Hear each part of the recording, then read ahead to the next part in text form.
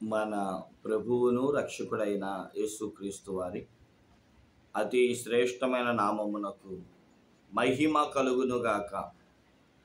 అనుదినమన్నా అను ఆధ్యాత్మిక ప్రతి ఉదయకాల క్రైస్తవ వర్తమానాల శీర్షికను రేయి మొదటి జామునే మీకు అందించుటకు కృప చూపిస్తున్న ఆ దేవునికి లైక్, షేర్, సబ్స్క్రైబ్ చేస్తున్న శ్రోతలకి నా ప్రత్యేకమైన ధన్యవాదాలు.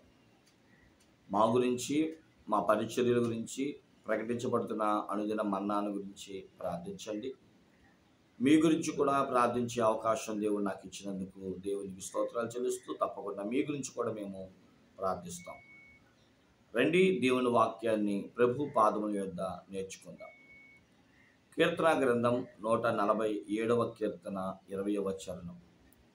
ఏ జనమునకును ఆయన ఇలాగూ చేసి ఉండలేదు. చదవబడిన వాక్యాన్ని మనం పరిశీలించిన వారమైతే భక్తుడు కీర్తనాకారుడైన దావీదు మహారాజు ఈ కీర్తన రాస్తూ, ఓ జనముందంట, ఆ జనమునకు ఆయన అని పిలువబడుతున్న దేవుడు ఈ కార్యాలు ఏదైతే ఇప్పుడు చెప్పబోతున్నామో ఆ కార్యాలు ఇంతవరకు ఇంక ఏ జనానికి చేయలేదంట. ఎందుకంటే ఆయన నమ్ముకున్నామనో, ఆయన అంగీకరించామనో, భక్తి శ్రద్ధలతో ఆయన కొలుస్తున్నామనో, భక్తిని కనపరుచుకుంటున్నామనో, ప్రవర్తన మార్చుకున్నామనో, తీరుని బట్టి ప్రభువుని అంగీకరించామనో, దేవుడంట ఈ జనమైన వారికి ఆయన ఇంతకుముందు ఏ కార్యాలు చేయనట్లుగా నేడు కంటికి కనబడని, చెవికి వినబడని, హృదయానికి గోచరము కాని గొప్ప గొప్ప కార్యాలను చేసినట్లుగా బైబిల్ చెప్తుంది. ఇందుకు ఏ జనమునకు దేవుడు చేస్తాడు అని అంటే, నమ్మి బాప్తీసం పొంది నాడు ఇశ్రాయేలీయులకి నేడు ఆయన నామమును అంగీకరించి నోటితో నమ్మి బాప్తీసం పొందిన ఈ జనమునకు దేవుడు గొప్ప కార్యములు చేయనుగాక. నమ్మి బాప్తీసం పొందిన జనమే క్రైస్తవ జనము. అంగీకరించి నోడుతో ఒప్పుకొని ప్రభువుని అంగీకరించి తండ్రి యొక్కయో, కుమారుని యొక్కయో, పరిశుద్ధాత్మ యొక్క నామమును పిలువబడుతున్న క్రీస్తు నామమున ప్రతి వారము బాప్తీసము పొందవలసిన వారమే ఉన్నాం. ఖచ్చితంగా ఈ మాటలు వినపడుతూ ఉండగానే నేడైనా రక్షణ పొందకపోతే రానున్న ఆదివారము దైవజనుల చేత ఈ 3 దినాల ఉపవాసం ఉండి, దైవా నాకు రక్షణ దయచేయండి, నేను దేవుని జనముగా మార్చబడాలి అని జ్ఞాపకం చేస్తాను. ఎందుకే దేవుడు ఈ జనమునకు చేసిన కొన్ని కార్యాలు ఏంటో మనము చదువుకుందాం. పై వచనాలు 2వ వచనం కానించి నేను మొదలు పెడుతున్నాను. ఈ 147వ కీర్తన మొత్తం 20 వచనాలు ఉన్నాయి. నేను 2వ వచనం కానించి నేను ప్రారంభిస్తాను. దేవుడు ఆ జనాలకి ఎలాంటి కార్యాలు చేశాడని అంత గొప్పగా దావీదు మహారాజు చెప్పడానికి కారణాలు ఏంటి అంటే, గుండె చెదిరిన వారిని ఆయన బాగు చేయువాడు. దాని పై వచనంలో ఉంది, చెదిరిన ఇశ్రాయేలును పోగు చేయువాడు. ఒకటి, చెదిరిన ఇశ్రాయేలును పోగు చేయువాడు అన్నాడు. చెదిరిపోయారు ఇశ్రాయేలీల ప్రజలు. అవును, టైటస్ చక్రవర్తి 60వ శతాబ్దమో లేదా 70వ శతాబ్ద కాలంలో, 60 నుంచి 70 శతాబ్ద కాలంలో ఇశ్రాయేలీలను ఊచకోత కోసాడు. 1,60,000 మంది ఇశ్రాయేలును చంపగా, నాడు టైటస్ చక్రవర్తి కాలంలోనంట ఇశ్రాయేలీల ప్రజల యొక్క రక్తం మోకాళ్ళలోకి వచ్చిందని, ఆ మోకాళ్ళలో రక్తపు నీటి ప్రవాహములు ఇశ్రాయేలు చనిపోబడ్డారని బైబిల్ చెప్తుంది. లేదా చరిత్ర మనం ధ్యానించగలుగుతాం. అలాంటి భయంకరమైన కార్యక్రమం జరిగినప్పుడు ఇశ్రాయేలు భయపడి వారు ఎక్కడెక్కడికి చెదిరిపోయినట్లుగా మనం చూస్తున్నాం. దేవుని మహాకృప 1948 ఈ మే నెల ఈ 13వ తారీఖు అని కొంతమంది అభిప్రాయం, నాకు అంత డేట్ కరెక్ట్ ఫిక్స్ లేదు. కానీ ఇశ్రాయేల్ దేశం మళ్ళీ ఎక్కడెక్కడ ఉన్న ఇశ్రాయేల్ అందరినీ తిరిగి రమ్మని చెప్పడం, వారికి స్వతంత్రం ఇవ్వడం జరుగుతుంది. ఇప్పుడు చాలామంది ఇశ్రాయేలీలు వారి దేశమునకు యెరూషలేమునకును బయలుదేరి వస్తున్నారు. అలాగే దేవాలయాన్ని తిరిగి వారు నిర్మాణం చేస్తారనే విషయాన్ని మనం గమనించవచ్చు. కాబట్టి ప్రియమైన దేవుని బిడ్డలారా, ఒకవేళ భయక్రాంతులవే తప్పిపోయి పారిపోయి ఎక్కడ అనుకుంటూ ఈ వాక్యాన్ని వింటున్నామేమో, నా దేవుడు చెదిరిన ఇశ్రాయేలీలనంట పోగు చేస్తున్నాడు, ఒక చోటకి తీసుకొస్తున్నాడు, ఒక గుంపుగా చేస్తున్నాడు, ఒక సమూహముగా, ఒక దేశముగా మళ్ళీ తిరిగి కట్టబోతున్నాడు అనే మాటను మనం గమనించవచ్చు. ప్రేమించాలి. ఎంతవరకు ఎవరికి చేయాలి అలాగా, కానీ ఎందుకు నీకు ఒంటరిగా ఉండటం ఇష్టం కాదు, అనాథలుగా ఉండటం ఇష్టం కాదు, ఎవరు లేని వారిగా ఉండటం ఇష్టం కాక నిన్ను పోగు చేసి ఒక కుటుంబంగా దేవుడు మార్చుకోవాలనుకుంటున్నాడు. ఇక రెండోది మనం చూసిన వారైతే గుండె చెదిరిన వారిని ఆయన బాగు చేయువాడు అనే మాట మనం చూస్తాం. వారి గాయములను కట్టువాడు. రెండవ అనుభవం గుండె చెదిరిన అనుభవం.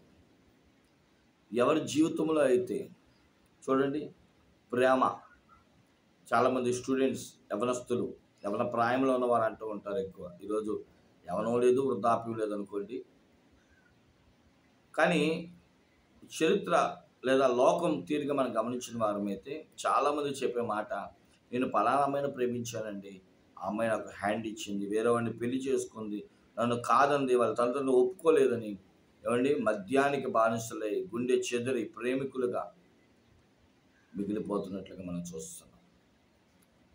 అలా గుండె చెదిరిపోయి బిడ్డలు చేసిన, అన్నదమ్ములు చేసిన, సహోదరులు చేసిన, మిత్రులు చేసిన ద్రోహాలు బట్టి గుండె చెదిరి, గుండె పగిలి ఏడుస్తూ ఈ వాక్యాలు వింటున్నారేమో. దేవుడు ఏ జనములకు చేయని కార్యం ఏంటి తెలుసా? గుండె చెదిరిన వారిని బాగు చేయ. చాలామంది అంటారు, నా గుండె అద్దం లాంటిదండి, పగిలితే ఇంకెప్పుడు కూడా అతికించలేవు. కానీ అద్దాన్ని సృష్టించిన దేవుడే తిరిగి మళ్ళీ నిన్ను తిరిగి ఒక కొత్త వస్తువుగా, వ్యక్తిగా నేను మార్చాలనుకుంటున్నప్పుడు దేవునికి అసాధ్యమైనదంటే ఏమైనా ఉందా? ఆయన ఈ జన్మనకు చేసినట్లు మరి ఏ జన్మనకు చేయలేదనే సాక్ష్యాన్ని దావీదు భక్తులు చదివిస్తున్నట్లుగా మనం చూస్తున్నాం. ఒకటి, ఆయన పోగు చేయువాడు చెదిరిన వారిని. రెండు, గుండె చెదిరిన వారిని ఆయన బాగు చేయవాడు. ఇక మరొక అనుభవాన్ని చూసిన వారమైతే 6వ వచనం, యెహోవా దీనులను లేవనెత్తును, భక్తిహీనులు ఆయన నేలను కూల్చును.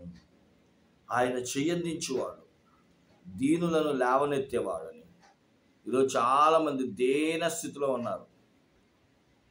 దీన స్థితిలో ఉండి లేవలేక అప్పుల బాధ, వ్యాధుల బాధ, జబ్బుల బాధ, ఆర్థిక పరిస్థితులు, సాతాను చిలంగి చేష్టలతో కూర్చుండిపోయారు. ఇక చతికిల పడిపోయిన అనుభవం, కృంగిపోయిన అనుభవం, నలిగిపోయిన అనుభవం.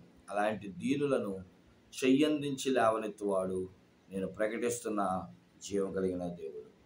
ఇంకా మనం చూస్తున్న వారమైతే బైబిల్ చెల్లిస్తుంది 9వ వచనములో, పశువులు అరుచుచుండు పిల్ల కాకులకు ఆయన ఆహారం ఇచ్చేవాడు. చూసారా, కేవలం మనుషులకే కాదు. అంటే ఎందుకు ఈ మాట రాశాడంటే, పక్షులను సైతము కూడా అరుచు పిల్ల కాకులకు ఆహారం పెట్టిన దేవుడు పిలిస్తే, ప్రార్థిస్తే నీకు చేయడా? ఎంతమందికి చేయలేదు దేవుడు?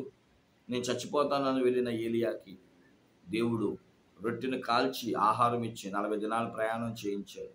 ఒక్క అప్పము ద్వారా 40 రోజుల బలం, ఆహారాన్ని అందించిన దేవుడు. సారెపాతు విధవరాల చేత పోషింపు చేసిన దేవుడు. కాకుల చేత మాంసాన్ని తెప్పించిన దేవుడు. నేను ప్రకటిస్తున్నాను, జీవం కలిగింది. ఏ జనం చేశాడంటే ఇలాంటి కార్యాలు? నశించిపోతున్న జనులకు ఏమంటే నవాహు కాలంలో ఓడ కట్టించాడు. కారణం, న్యాయవంతుడిగా ఉన్నాడని, నమ్మది కలిగిన వ్యక్తిగా ఉన్నాడని. అబ్రహాము కాలంలో అబీమెలెకుతో దేవుడు మాట్లాడాడు. నవాహు కాలంలో ఓడను కలగజేశాడు. ఇశ్రాయేలు ప్రజలకు సముద్రాన్ని పాయలు చేశాడు. యెహోషువ కాలంలో యొర్దానును పాయలు చేసినట్టు చూస్తున్నాం. తను ప్రేమించే భక్తులు హానోకుని దేవుడు పట్టుకెళ్ళిపోయాడు. ఏలియాని ఆరోహణం చేస్తాడు. ఏంటి ఇంత గొప్ప శక్తి? అడిగిన వారికి బలాన్ని ఇచ్చాడు, అడిగిన వారికి జ్ఞానాన్ని ఇచ్చాడు.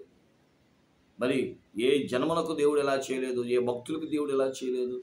తను ప్రేమించే వారి పట్ల దేవుడు ఎన్ని కార్యాలు చేస్తున్నాడని ఒకవేళ పౌలు భక్తుని అడిగితే, ఆయన ప్రేమించే వారి కంట దేవుడు చేసే కార్యాలు కంటికి కనబడవు, చెవుడికి వినబడవు, హృదయానికి గోచరం కావు.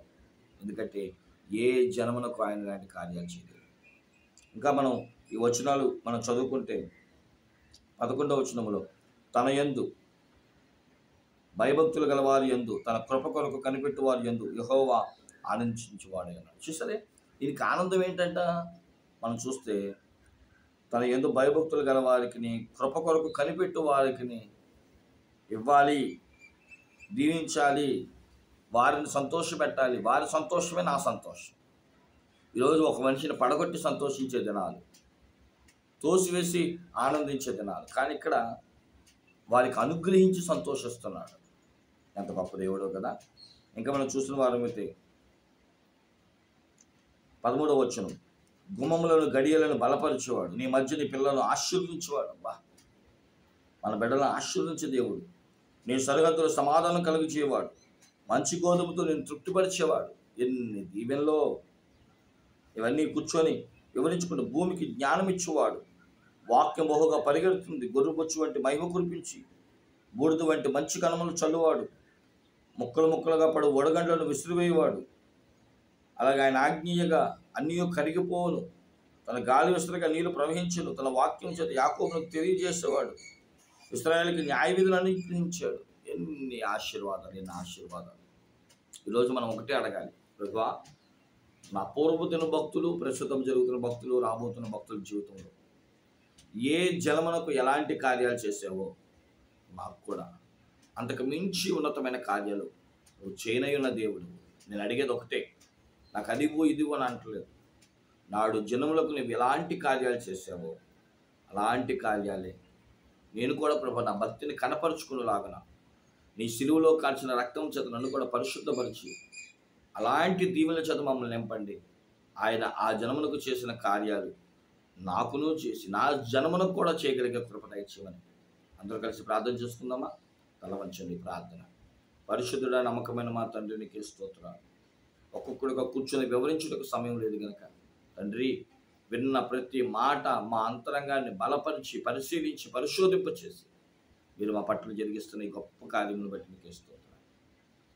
ఏ జనమునకు ఇలాంటి కార్యాలు చేయలేదు తండ్రి, కానీ ఎందుకో మాకు ఇలాంటి కార్యాలు చేయడానికి మీరు ఇష్టపడ్డారు. మా ప్రవర్తన చూసా కాదు, మా నడక చూసా, మా పాట తీరు చూసా కాదు, నీ ప్రేమే ఇలాంటి కార్యాలు జరిగిస్తుంది. అలాంటి కార్యములు చేయగలిగి, రుచి చూడగలిగి, అనుభవించే కృప మాకును అందరికీ దయచేయమని యేసు పరిశుద్ధ నామమున వేడుకొంచున్నాము మా పరమ తండ్రి. తండ్రి అయిన దేవుని ప్రేమ, కుమారుడైన యేసుక్రీస్తు కృప, పరిశుద్ధాత్మ అన్యోన్య సహవాసం ఆ జనమునకు చేసిన కార్యములు ఈ జనమునకును నాడు జనమునకును రాబోతున్న తరమునకు దేవుడు అనుగ్రహించి ఆశీర్వదించి బలపరచును గాక. అందరికీ మరణాత.